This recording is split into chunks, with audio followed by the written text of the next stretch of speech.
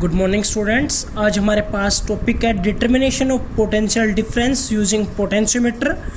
तो आपको सबसे पहले ये पता होना चाहिए कि पोटेंशियोमीटर होता क्या है। पोटेंशियोमीटर एक अरेंजमेंट है सर्किट का, इस तरह से बना हुआ होगा, इस तरह से हम इसका यूज़ कर सकते हैं। क्यों यूज़ किया जाता है? दूसरा क्वेश्चन ये आता है पोटेंशियल डिफरेंस मेजर करने के लिए हम वोल्टमीटर का भी यूज़ कर सकते हैं। फिर पोटेंशियोमीटर का यूज़ हम क्यों करते हैं? क्योंकि जो पोटेंशियोमीटर है वो हमारे पास मोर एक्यूरेट वैल्यू बताता है किन्हीं दो पॉइंट्स के बीच में जो पोटेंशियल ड्रॉप हो रहा है उनके बीच में। वोल्टमीटर हमारे पास मोर एक्यूरेट वैल्यू नहीं बताता, इसलिए हम पोटेंशियोमीटर का भी यूज करते हैं पोटेंशियल डिफरेंस मेजर करने के लिए।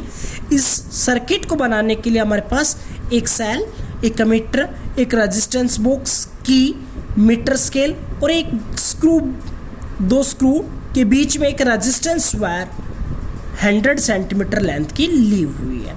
ठीक है, ए पॉइंट के साथ दूसरी हमने एक वायर नीचे ले जाके एक रेजिस्टेंस R1 और लिया हुआ है। उस रेजिस्टेंस R1 को हमने एक गैल्वेनोमीटर के साथ कनेक्टेड किया हुआ है। गैल्वेनोमीटर का दूसरा एंड जॉकी के साथ कनेक्टेड किया हुआ है। ठीक है, जो हमने नीचे रेजिस्टेंस R1 लिया है इसके अक्रॉस, इसके पैरेलल हमने एक दूसरी सेल जिसका EMF E1 ली है और उसको एक की के साथ अटैच्ड किया है। तो ये हमारे पास सर्किट डायग्राम होगा पोटेंशियोमीटर का। ठीक है, तो इसका यूज हम कैसे करेंगे?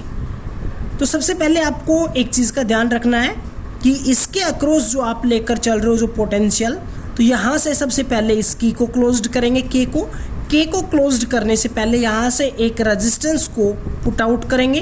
रेजिस्टेंस को पुट आउट करने के बाद आपको एक चीज़ का ध्यान रखना है कि इसके अक्रॉस जो पोटेंशियल ड्रॉप हो रहा हो वो आपके पास इसके अक्रॉस ज़्यादा होना चाहिए, इसके अक्रॉस कम होना चाहिए।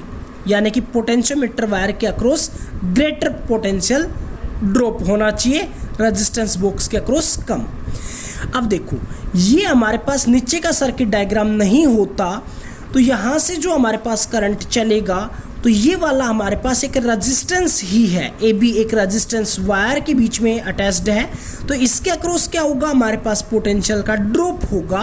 लेकिन अगर मैं ये कह दूं कि मेरे को इतनी बड़ी लेंथ का नहीं चाहिए, इसमें से कुछ पार्ट का चाहिए, जैसे कि अगर इस पॉइंट को डायरेक्ट मैं एक कंडक्टिंग वायर के द्वारा बी से जोड़ दूँ, इस वायर को हटा दूँ रेजिस्टेंस वायर को, तो इन दोनों पॉइंट्स के बीच में पोटेंशियल डिफरेंस आ जाएगा। ठीक है, तो वैसे ही अगर इसकी लेंथ कैपिटल L के बराबर ले लेता हूँ मैं A और B के बीच में जो रेजिस्टेंस वायर थी, और उसमें से AJ लेंथ, A और J के बीच में जो स्मॉल l लेंथ मान लेता हूँ, इसके अक्रॉस कोई ना कोई पोटेंशियल का ड्रॉप होगा। जो पोटेंशियल का ड्रॉप होगा वो किसके बराबर लिखा जाएगा? भाई मान लीजिए यहाँ पर 10 वोल्ट है, 10 वोल्ट में से 2 वोल्ट ये ड्रॉप कर लेता है, बच गया 8 वोल्ट। 8 वोल्ट ए और बी के अक्रॉस ड्रॉप हो रहा होगा अगर ये सर्किट नीचे वाला नहीं लगाता हूँ तो इसमें से कुछ यहाँ से लेके यहाँ तक की लेंथ भी ड्रॉप कर रही होगी। मान लीजिए 3 वोल्ट कर लिया, तो ये वाली लेंथ कितना करेगी? 5 वोल्ट। ठीक है, समझ में आ गया? अब देखो, इस एजी के अक्रॉस जो भी पोटेंशियल ड्रॉप होगा, मान लीजिए जो भी आएगा वो हमारे पास मान लिया हमने V मान लिया थोड़ी देर के लिए। ठीक है, अब देखो इस K1 को क्लोज्ड करते हैं तो ये E1 जो वाला सर्किट है ये वाला कंप्लीट होगा। E1 क्या करेगा?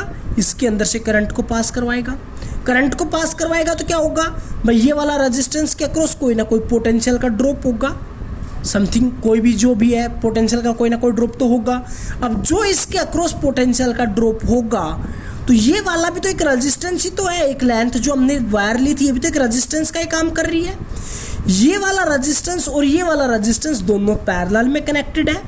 ठीक है, तो इसके अक्रॉस जो ड्रॉप होगा वो ही इसके अक्रॉस ड्रॉप हो रहा है, तो हम इसके अक्रॉस ड्रॉप निकाल लें तो एजे के अक्रॉस जो ड्रॉप हो रहा है उसके बराबर रख सकते हैं। ठीक है, तो हमें क्या करना है? E1 को K1 को क्लोज्ड करना है और इसके अक्रॉस जो ड्रॉप हो रहा है तो हमें जॉकी से ये देखना है कि कहाँ पर गैल्वेनोमीटर डिफ्लेक्शन नहीं दिखा रहा। अगर ऐसी सिचुएशन होगी तो इन दोनों के अक्रॉस जो पोटेंशियल का जो ड्रॉप होगा वो भी क्या होगा? सेम होगा। ठीक है,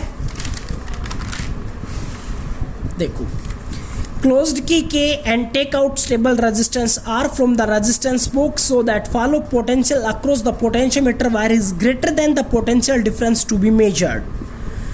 Closed key K1 and current pass through R1, a potential drop is developed across the R1. Adjust the position of jockey on potentiometer wire where if pressed the galvanometer shows no deflection. यहाँ तक हमने बता दिया, बिल्कुल clear. Note the length of AJ of potentiometer wire, then potential difference across R1. R1 के across potential difference अगर मैं निकालना चाहता हूँ तो क्या लिखा जाएगा, V that is equals to K into L, जो लास्ट टॉपिक किया था उसके अंदर से. If R is the resistance of potentiometer wire, जो हमने 100 सेंटीमीटर लेंथ की पोटेंशियोमीटर वायर ली है, अगर उसका रेजिस्टेंस स्मॉल r ले लेते हैं तो ये वाली जो पोटेंशियोमीटर वायर का जो रेजिस्टेंस है स्मॉल r, ये वाला A और B के बीच में, ये वाला और ये वाला रेजिस्टेंस, ये दोनों किस में कनेक्टेड है भाई, ये वाला तो इस वाले सर्किट के हिसाब से सीरीज में ही है. तो टोटल रेजिस्टेंस क्या हो गया, small r plus capital R. यहाँ तक क्लियर हो गया. अब देखो करंट जो इसके अंदर फ्लो हो रहा होगा I that is equals to V by R होता है, लेकिन हमने यहाँ पर जो सेल ली है इसका EMF क्या है, E, और जो टोटल रेजिस्टेंस अभी मैंने बताया वो क्या हो गया हमारे पास R प्लस R. अब पोटेंशियल ड्रॉप निकालना है इस पूरी वायर के अक्रॉस, जो AB वायर थी इसके अक्रॉस पोटेंशियल का ड्रॉप क्या हो गया भाई, V निकालना है. तो V क्या होता है, I इंटू R. I की वैल्यू अभी हमने निकाल ली है, I that is equals to E upon में R plus R into resistance. उसका रेजिस्टेंस क्या लिया था, AB लेंथ का हमने स्मॉल r, तो हमने इसके साथ प्रोडक्ट कर दिया. If L is the length of wire AB wire जो हमने ली थी, जिसको हम एग्जाम्पल के तौर के ऊपर 100 सेंटीमीटर मान रहे हैं, अगर उसकी लेंथ L है देन पोटेंशियल ग्रेडियंट यानी कि K की वैल्यू क्या होती है, K that is equals to V by L. V की वैल्यू हमारे पास ये आ गई, मैं यहाँ पर नोट डाउन कर देता हूँ. V की वैल्यू क्या आ गई, E divided by R plus R into small r. तो अगर हम इसको V लिख रहे हैं तो V बाई कैपिटल L होना चाहिए. तो ये वाली वैल्यू तो किसकी हो गई, V की, और ये वाली वैल्यू किसकी हो गई, कैपिटल L की.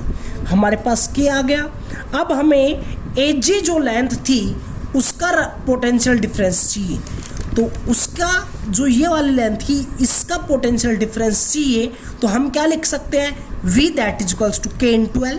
K की वैल्यू पूरी लेंथ के लिए सेम होगी, तो जो हमने ऊपर निकाल ली है वो वाली वैल्यू पुट आउट की, इनटू जितनी AG की लेंथ है उसके साथ प्रोडक्ट करवा दिया.